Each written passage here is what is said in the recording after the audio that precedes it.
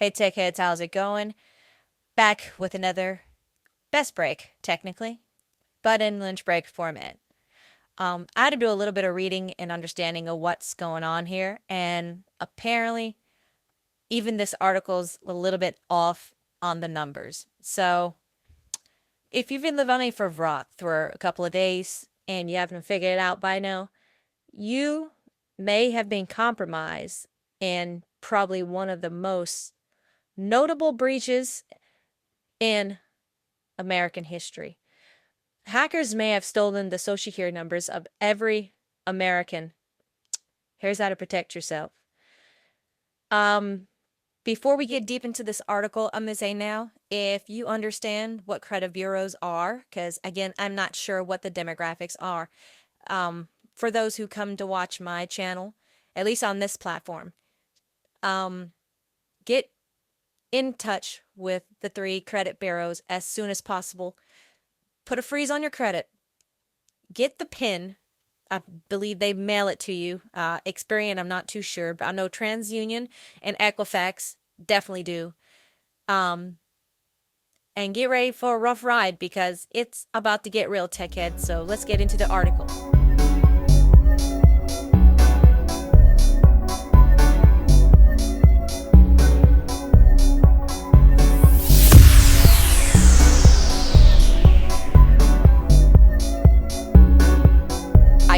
Now let's get into the article.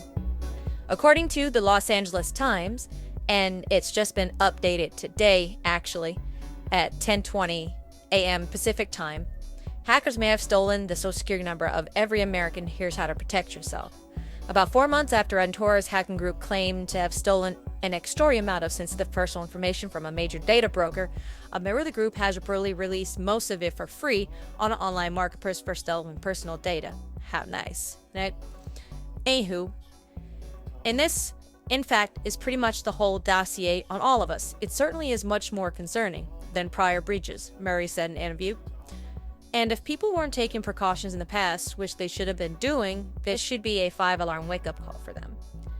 According to the class action lawsuit filed at the U.S. District Court in Fort Lauderdale, Florida, the hacking group, U.S. DoD, claimed in April that they have stolen personal records of 2.9 billion people from the national public data, which offers personal information to employers, private investigators, staffing agencies, and those of the like.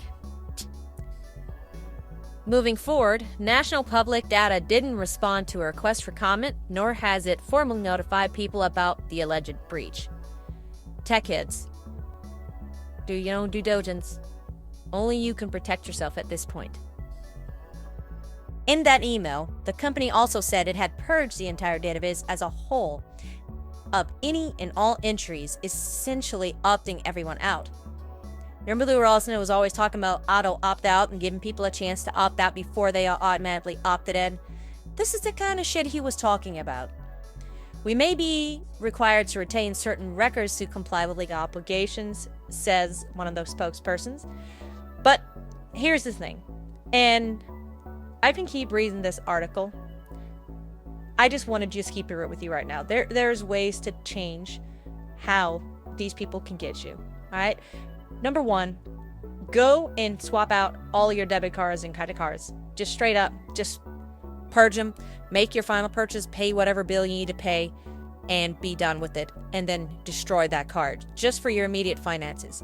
Second, if you hadn't paid attention to the first purchase video, I was telling you, go put a freeze on your credit report. It's free. It may take a while now that this is happening, so you might be on the phone for a while, but you can get through. You can also do it via snail mail too. Just make sure you send it certified mail and ask for a return receipt with signature. It only costs a couple of dollars from the United States Postal Service. So, with that being said, tech heads, again, you are your own guardian. You must protect yourself at all costs. Now, let's get back to the article. So, there are some other countermeasures you can use to protect yourself at this point. Two-factor authentication can definitely help you. And this is new to me, actually. If you have well, depending on where you are, if you have one of the following providers like AT&T, T-Mobile, Verizon, they actually have something there for you to go ahead and protect yourself so people can't hijack you, or your phone rather. But your phone's counter extinction of you, so kind of the same thing. To stop identity theft and create an even greater nightmare for yourself. It's called Port Out Fraud. You can use it on Verizon. According to this, you can use it T-Mobile. They offer promotional protection, especially when you bring it on device. And I would say do that as well, since a lot of us do a lot of mobile banking. Some of us don't use VPNs, even though I'm not sponsored by one, but I do use Nord. And these are just some minor countermeasures for day to day, just in case you have been compromised. And if you haven't been using a VPN, why not? I mean, ISP is tracking anyway, but you can at least reduce some of the footprint that they have on you. You know what I'm saying? But let's get to the last part of the article. Now, this is a little bit of victim blaming in a way, especially the way that it's titled. So it's not nice Santa Tech Heads. Your worst enemy may be you, as much or more than hacked data. Scammers also rely on people to review sensitive information about themselves. One common tactic is to pose as your bank, employer, phone company, or other service provider with whom you've done business and try to hook you with their next text or email message. Bank, for example, routinely tell customers that they would not ask for their confirmation by home. Nevertheless, scammers have coaxed victims into providing their account passwords, logins, and things of the like. Now, although this is very, very sad, usually it's people who are not very tech literate that end up doing this portion where you kind of shoot yourself in the foot, if you will. But at the same time, it could happen to even the most savviest of people. I mean, you're human. It's going to happen. At least mitigate it as best as possible. But this is the end of the article, and it leaves it with this. These bad guys, this is what they do for a living, Larry said. They might send out tens of thousands of queries and only get one response, but that one response can net them 10 grand.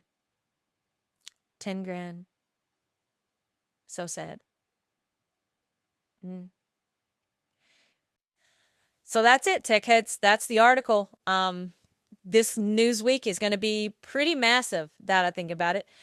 A lot of departments and government sectors are going to be on high alert, and I've honestly, with the tinfoil hat on, I wouldn't be surprised if some of these people let them through the front gate. Like, let's get the bull, right?